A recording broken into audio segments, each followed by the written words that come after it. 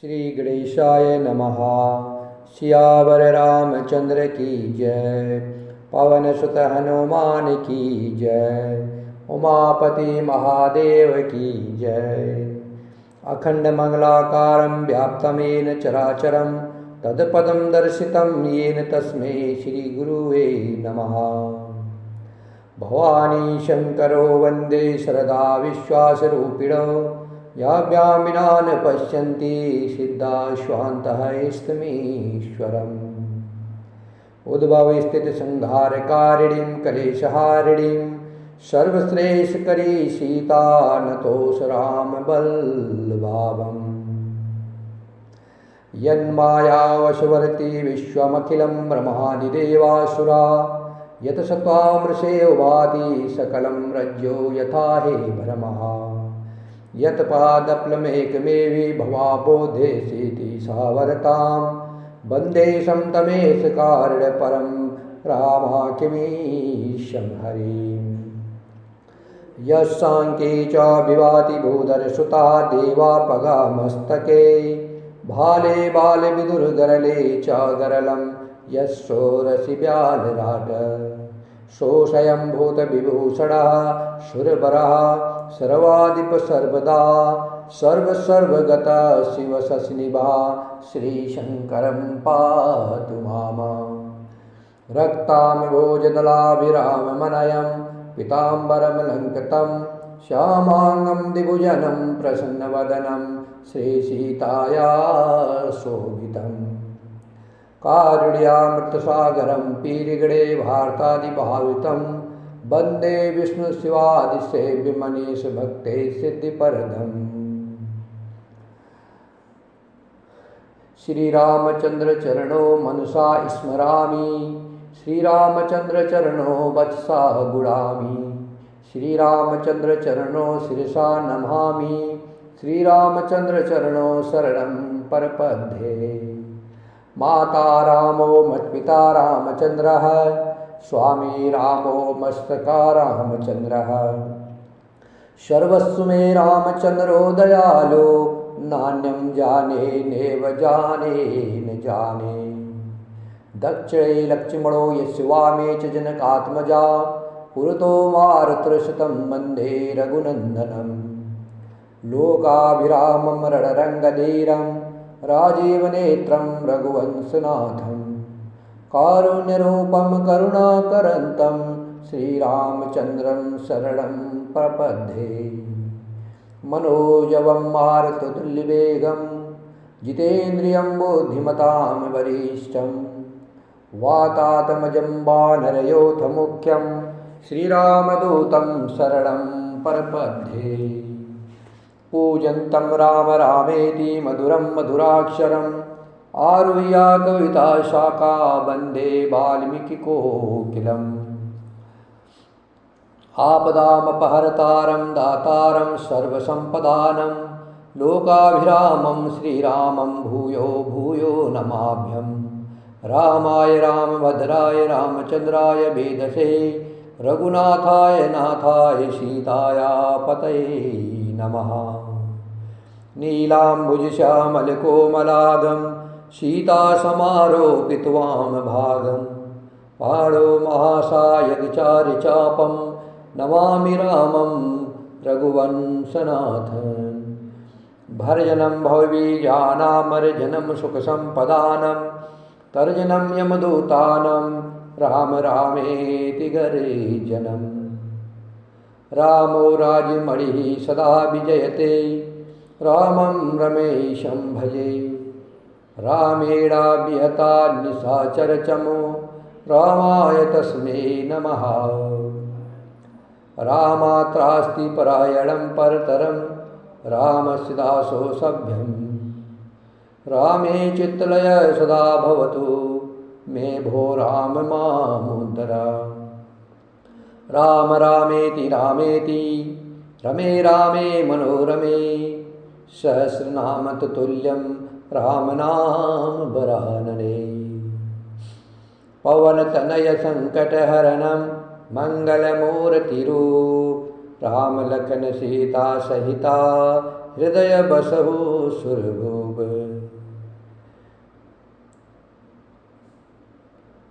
नील सरोरौ नीलमणि नील नील घनश्याम नील सरोरौ नीलमणि नील नील घनश्याम लाजहि तन शोभा निरखी कोटि कोटि सतकाम।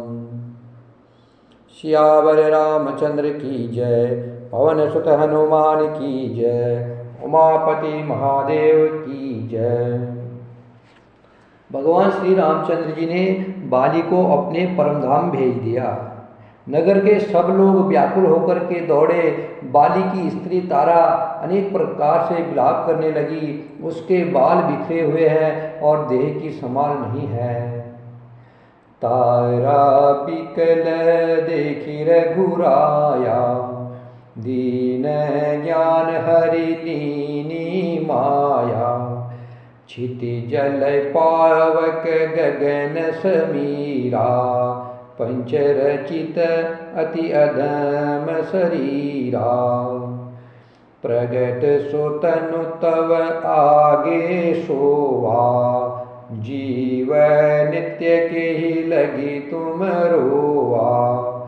उपजा ज्ञान चरण तब लागी, लीन से परम भगति बर मांगी। भगवान श्री रामचंद्र जी ने तारा को व्याकुल देख करके, बाली की पत्नी तारा को व्याकुल देख करके भगवान श्री रामचंद्र जी उसे ज्ञान दे रहे हैं। भगवान ने उसे ज्ञान दिया है और उसकी माया अज्ञान को हर लिया है। भगवान ने कहा, पृथ्वी जल अग्नि आकाश और वायु, इन 5 तत्वों से यह अत्यंत अधम शरीर रचा गया है। वह शरीर तो प्रत्यक्ष तुम्हारे सामने सोया हुआ है। बोला 5 तत्वों से शरीर बना है और वह शरीर तुम्हारे सामने सोया हुआ है और जीव नित्य है। फिर तुम किसके लिए रो रही हो? जब ज्ञान उत्पन्न हो गया तब वह भगवान के चरणों लगी और उसने परम भक्ति का वर मांग लिया। उमा दारु जो सित की नाई, सबहिन चावत राम गोसाई। तब सुगरी वही आय सुदीना, मृतक क्रम विधिवत सब कीना। राम कहा अनुज ही समुझाई, राज देव सुगरी वही जाई। रघुपति चरण नाय करी माथा, चले सकल प्रेरित रघुनाथा। लक्ष्मण तुरत बुलाए, पुरजन विप्र समाज। राजुदीन सुग्रीवा, कह अंगद कह जुबराज। सियावर रामचंद्र की जय। भगवान शिव जी कह रहे हैं, हे उमा, स्वामी श्री राम जी सबको कठपुतली की तरह नचाते हैं। तदंतर श्री रामचंद्र जी ने सुग्रीव को आज्ञा दी और सुग्रीव ने विधि पूर्वक बाली का सब मृतक कर्म किया। तब भगवान श्री रामचंद्र जी ने छोटे भाई लक्ष्मण जी को समझाकर कहा कि तुम जाकर के सुग्रीव को राज्य दे दो। श्री रघुनाथ जी की आज्ञा से सब लोग श्री रघुनाथ जी के चरणों में मस्तक नवा करके चले। लक्ष्मण जी ने तुरंत ही सब नगरवासियों को और ब्राह्मणों के समाज को बुला लिया और सुग्रीव को राज्य और अंगद को युवराज पद दिया। उमा राम समहित जग माही, गुरु पितु मातो बंधु प्रभु नाही। सुर नर मुनि सबके यह रीति, स्वार्थ लागी करहि सब प्रीति। बाली त्रास व्याकुल दिन राति, तन बहु व्रन चिंता जर छाती। सोय सुग्रीव कीन कपिराओ, अति कृपाल रघुबीर सुभाओ। भगवान शंकर पार्वती से कह रहे हैं, हे पार्वती, जगत में श्री राम जी के समान हित करने वाला गुरु पिता माता बंधु और स्वामी कोई नहीं है। देखो साफ साफ भगवान शंकर पार्वती से कह रहे हैं कि जगत में हित करने वाला गुरु, पिता, माता, बंधु और स्वामी कोई नहीं है। किसके समान? राम जी के समान। अर्थात गुरु, माता, पिता, बंधु, स्वामी सब राम जी ही है। देवता, मनुष्य और मुनि सबकी यह रीति है कि स्वार्थ के लिए ही सब प्रीति करते हैं, सब स्वार्थवश प्रीत करते हैं। सुर नर मुनि सबके है रीति, स्वार्थ लागी करही सब प्रीति। जो सुग्रीव दिन रात बाली के भय से व्याकुल रहता था, जिसके शरीर में बहुत से घाव हो गए थे, बाली ने इतना मारा था सुग्रीव को कि उसके शरीर पर बहुत सारे घाव हो गए थे, और जिसकी छाती चिंता के मारे जला करती थी, रात दिन चिंता में रहते थे, उसी सुग्रीव को भगवान श्री रामचंद्र जी ने वानरों का राजा बना दिया। श्री रामचंद्र जी का स्वभाव अत्यंत ही कृपालु है। जानत हो अस प्रभु पर हरहि, काहे न विपित जाल नर परहि। पुण्य सुगरी वही लीन बोलाई, बहु प्रकार नृपनीति सिखाई। कह प्रभु सुन सुगरीव हरीसा, पूरन जाओ 10 चारि बरीसा। गत ग्रीष्म वर्षा ऋतु आई, रही हऊ निकट सैल पर छाई। अंगद सहित करहु तुम राजु, संतत हृदय धरेहु मम काजू। जब सुग्रीव भवन फिरी आए, राम प्रभसन गिरि पर छाए। प्रथम ही देवन गिरि गुहा, राख्यो रुचिर बनाए। राम कृपा निधि कछु दिना, बास करिहेंगे आए। सियावर रामचंद्र की जय। भगवान श्री रामचंद्र जी बड़े कृपालु है। सुग्रीव को वानरों का राजा बना दिया। शंकर भगवान पार्वती से कहते हैं, हे पार्वती, जो लोग जानते हुए भी ऐसे प्रभु का त्याग कर देते हैं, वह क्यों नहीं विपत्ति के जाल में फंसेंगे। फिर भगवान श्री रामचंद्र जी ने सुग्रीव को बुलाया और बहुत प्रकार से उन्हें राजनीति की शिक्षा दी।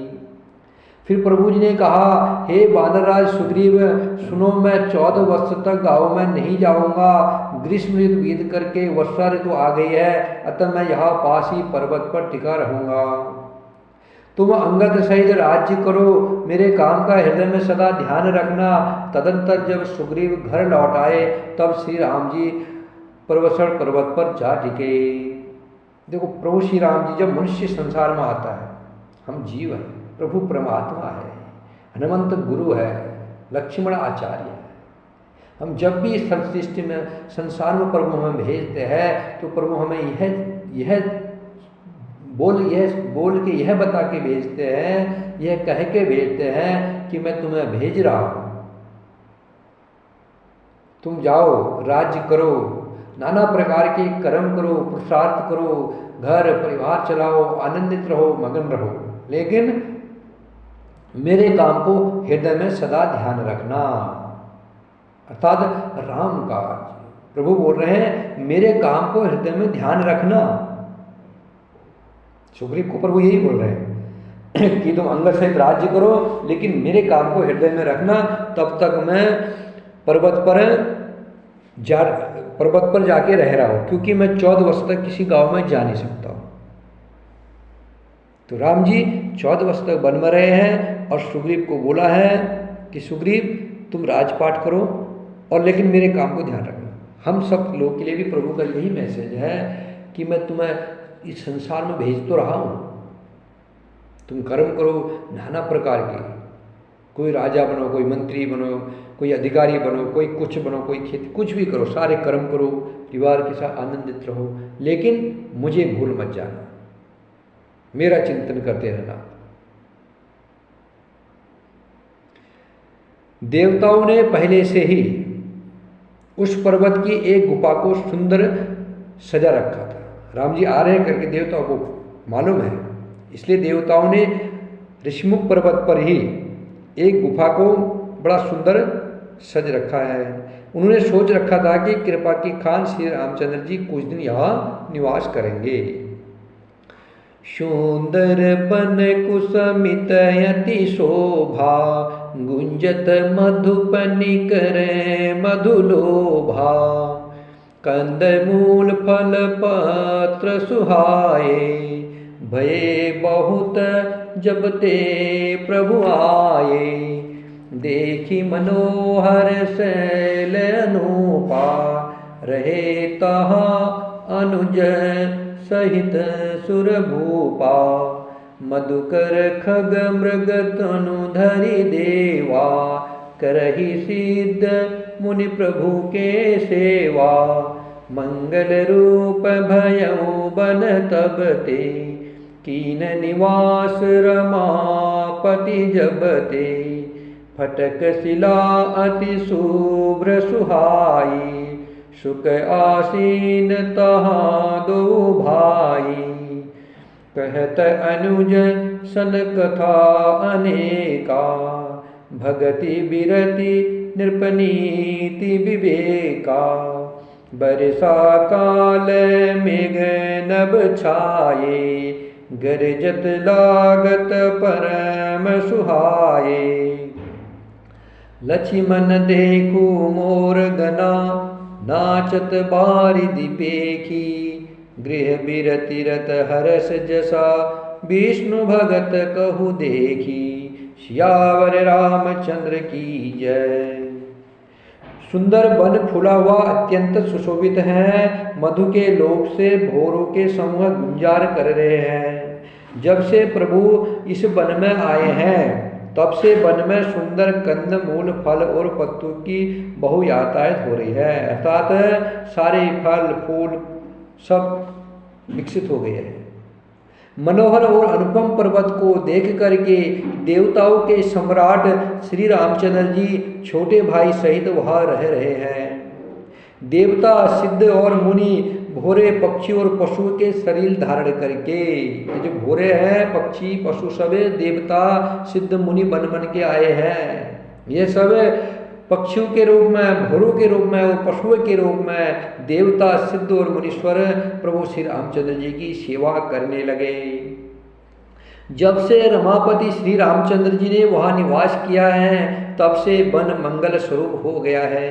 भगवान जी मंगल के घर है। मंगल भवन अमंगल हारी, क्यों नहीं मंगल होगा। सुंदर स्फटिक मणि की एक अत्यंत उज्ज्वल शिला है, उस पर दोनों भाई सुखपूर्वक विराजमान हैं। श्री रामचंद्र जी छोटे भाई लक्ष्मण जी से भक्ति, वैराग्य, राजनीति और ज्ञान की अनेक कथाएं कहते हैं। वर्षा काल में आकाश में छाए हुए बादल गरजते हुए बहुत ही सुहावने लगने लगे। लक्ष्मण देखू मोर गण, नाचत बारिधि पेखी। गृह बिरति रत हरस जसा, विष्णु भगत कहु देखी। श्री राम जी कहने लगे, हे लक्ष्मण देखो, मोरों के झुंड बादलों को देख करके नाच रहे हैं। जैसे वैराग्य में अनुरुक्त गृहस्थ किसी विष्णु भक्त को देख करके हर्षित होते हैं। घन घमंड नबगर जत घोरा, प्रियाहीन दर्पत मन मोरा। दामनि दमक रहन घन माही, खल के प्रीत जथा थिर नाही।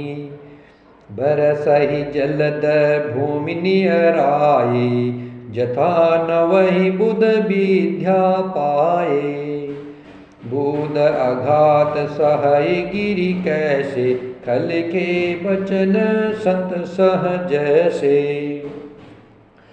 शूद्र नदी भरी चली तोराई, जस थोरे हो धन खल इतराई।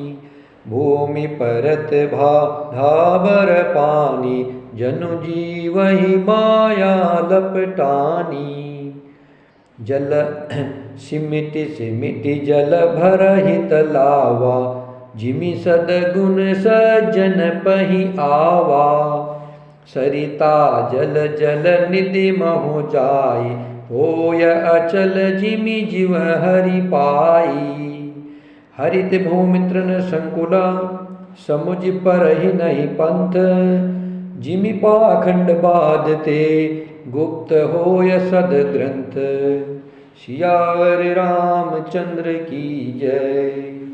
श्री राम जय जय राम, श्री राम जय जय राम, श्री राम श्री राम श्री राम जय जय राम, श्री राम जय जय राम, श्री राम जय जय राम।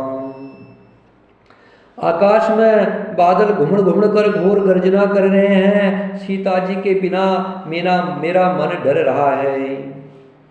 बिजली की चमक बादलों में ठहरती नहीं है, जैसे दुष्ट की प्रीत स्त्री नहीं रहती है। बादल पृथ्वी के समीप आकर के बरस रहे हैं, जैसे विद्या पाकर के विद्वान नर्म हो जाते हैं। बुधु की चोट पर्वत कैसे सहते हैं, जैसे दुष्टों के वचन संत सहते हैं। छोटी नदियां भर कर के किनारों को तोड़ती हुई चली, जैसे थोड़े धन से भी दुष्ट इतरा जाते हैं, अर्थात मर्यादा का त्याग कर देते हैं। पृथ्वी पर पड़ते ही पानी गदला हो गया, जैसे शुद्ध जीव के माया लिपट गई हो। जल एकत्र हो करके तालाब में भर रहा है, जैसे सद्गुण एक एक करके सज्जन के पास चले जाते हैं, वैसे ही सारा पानी इकट्ठा होकर के तालाबों में भर रहा है। नदी का जल समुद्र में जाकर वैसे ही स्थिर हो जाता है, जैसे जीव भगवान श्री राम जी को पाकर के आवागमन से मुक्त हो जाता है। पृथ्वी घास से परिपूर्ण होकर के हरी हो गई है, जिससे रास्ते समझ नहीं पड़ते हैं, जैसे पाखंड मत के प्रचार से सदग्रंथ लुप्त हो जाते हैं। अर्थात पाखंड जब होता है तो सदग्रंथ लुप्त हो जाते हैं। चारों दिशाओं में मेढकों की ध्वनि ऐसी सुहावनी लगती है, मानो विद्यार्थियों के समुदाय वेद पढ़ रहे हो। अनेकों वृक्षों में नए पत्ते आ गए हैं, जिससे वे ऐसे हरे भरे एवं सुशोभित हो रहे हैं, जैसे साधक का मन ज्ञान प्राप्त होने पर हो जाता है। मदार और जवासा बिना पत्ते के हो गए हैं, अर्थात उनके पत्ते झड़ गए हैं। जैसे श्रेष्ठ राज्य में दुष्टों का उद्यम जाता रहता है, अर्थात उनकी एक भी नहीं चलती है। अगर श्रेष्ठ राज्य हो तो दुष्टों की वहाँ एक भी नहीं चलती है। उसी प्रकार मदार और जवासा के पत्ते गिर गए, झड़ गए हैं। धूल कहीं खोजने पर भी नहीं मिलती है, जैसे क्रोध धर्म को दूर कर देता है, अर्थात क्रोध का आवेश होने पर धर्म का ज्ञान नहीं रह जाता। अन्न से युक्त लहराती हुई खेती से हरी भरी पृथ्वी कैसे सुशोभित हो रही है, जैसे उपकारी पुरुष की संपत्ति, जो परोपकारी पुरुष होता है उसकी संपत्ति सुशोभित हो रही है, वैसे ही अन्न से लहराती हुई खेती हरी भरी पृथ्वी को शोभित कर रही है। रात के घने अंधकार में जुगनू शोभा पा रहे हैं, मानो दंभियों का समाज आज जुटा हो। भारी वर्षा से खेतों की क्यारियां फूट चली है, जैसे स्वतंत्र होने से स्त्रियां बिगड़ जाती है। चतुर किसान खेतों को निराह रहे हैं, उनमें से घास आदि को निकाल करके फेंक रहे हैं। जैसे विद्वान लोग मोह मद और मान का त्याग कर देते हैं। चक्रवाक पक्षी दिखाई नहीं दे रहे हैं, जैसे कलयुग को पाकर के धर्म भाग जाते हैं। ऊषर में वर्षा होती है, पर वह घास तक नहीं उगती है, जैसे हरि भक्त के हृदय में काम नहीं उत्पन्न होता है। ऊषर मतलब जो भूमि उपजाऊ नहीं है, उसमें बारिश तो गिर रही है पर घास तक नहीं उग रही है। कैसे नहीं उग रही है? जैसे जो हरि भक्त है, जो भगवान के भक्त हैं, उनके हृदय में काम उत्पन्न नहीं होता है, वैसे ही ऊषर भूमि में कितना भी पानी डालो, कितनी भी खाद डालो, खेती नहीं हो रही है। पृथ्वी अनेक प्रकार के जीवों से भरी हुई उसी तरह शोभायमान है, जैसे स्वराज्य पाकर के प्रजा की वृद्धि होती है। जहाँ तहाँ अनेक पथिक थक करके ठहरे हुए हैं, जैसे ज्ञान उत्पन्न होने पर इंद्रियां शिथिल होकर के विषु की ओर जाना छोड़ देती है। कभी कभी वायु बड़े जोर से चलने लगती है, जिससे बादल जहाँ तहाँ गायब हो जाते हैं। जैसे कुपुत्र के उत्पन्न होने से कुल के उत्तम धर्म नष्ट हो जाते हैं। कोई कुपुत्र अगर उत्पन्न हो जाता है, उस कुल के सारे श्रेष्ठ आचरण नष्ट हो जाते हैं। कभी दिन में घोर अंधकार छा जाता है बादलों के कारण, और कभी सूर्य प्रकट हो जाते हैं। जैसे कुसंग पाकर के ज्ञान नष्ट हो जाता है और सुसंग पाकर के उत्पन्न हो जाता है। हे लक्ष्मण, देखो वर्षा ऋतु बीत गई है और परम सुंदर शरद ऋतु आ गई है। फूले हुए काश से सारी पृथ्वी छा गई है, मानो वर्षा ऋतु ने अपना बुढ़ापा प्रकट किया है। अगस्त्य के तारे ने उदय होकर के मार्ग के जल को सोख लिया, जैसे संतोष लोभ को सोख लेता है। नदियों और तालाबों का निर्मल जल ऐसे शोभा पा रहा है, जैसे मंद और मोह से रहित संतों का हृदय।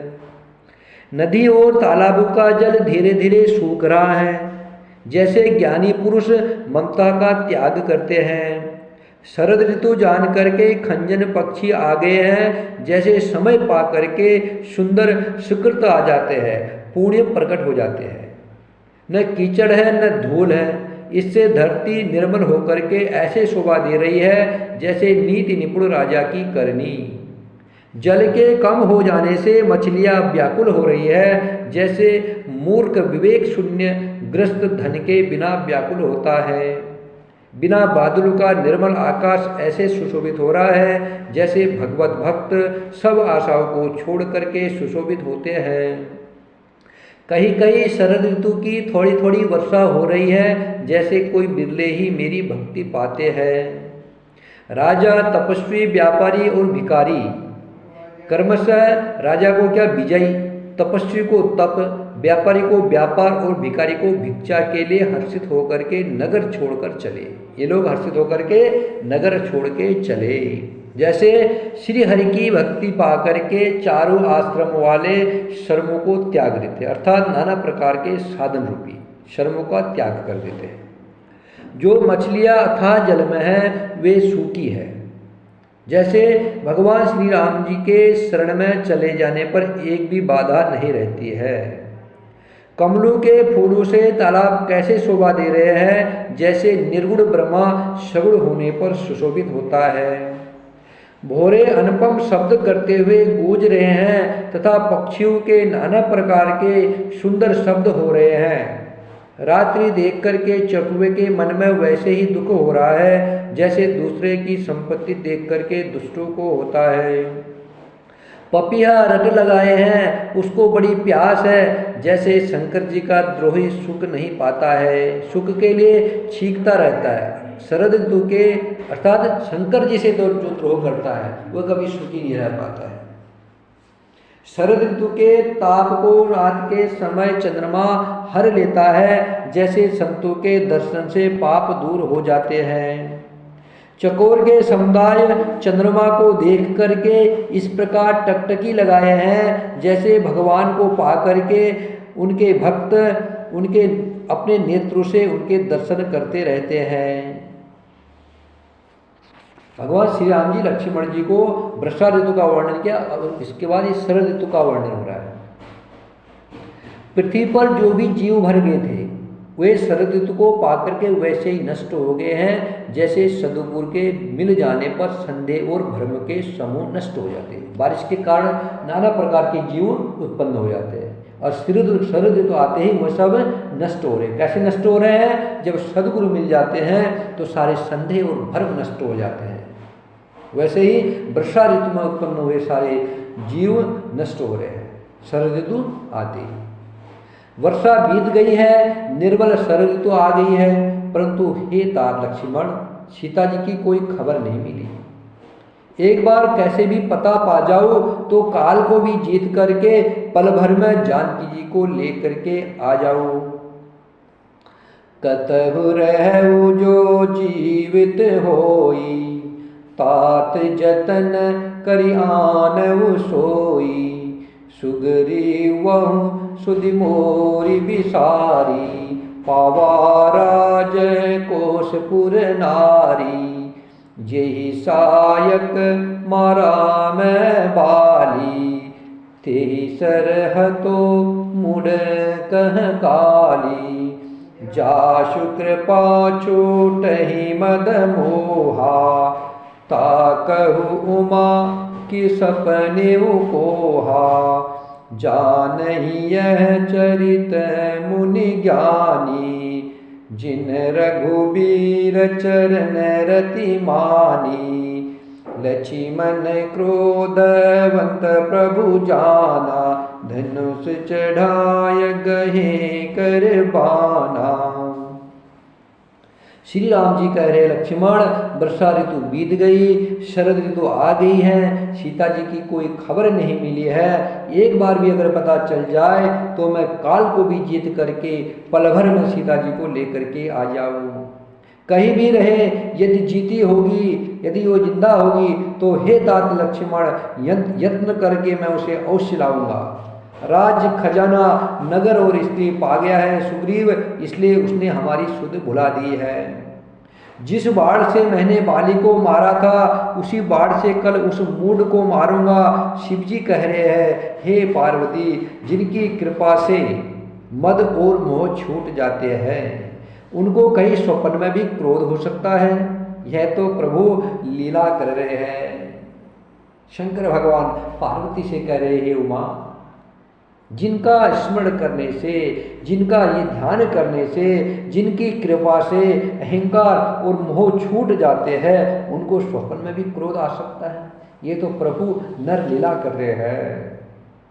ज्ञानी मुनि जिन्होंने श्री रघुनाथ जी के चरणों में प्रीति मान लिए है, प्रभु के चरणों में जिन्हें प्रेम है, वे इस चरित्र को, लीला रहस्य को जानते हैं।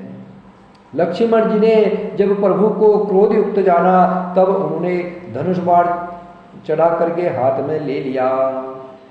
श्री राम जय राम जय जय राम, श्री राम जय राम जय जय राम, श्री राम श्री राम श्री राम श्री राम, श्री राम जय राम जय जय राम, श्री राम जय राम जय जय राम, श्री राम श्री राम श्री राम श्री राम, श्री राम जय राम जय जय राम, श्री राम जय राम जय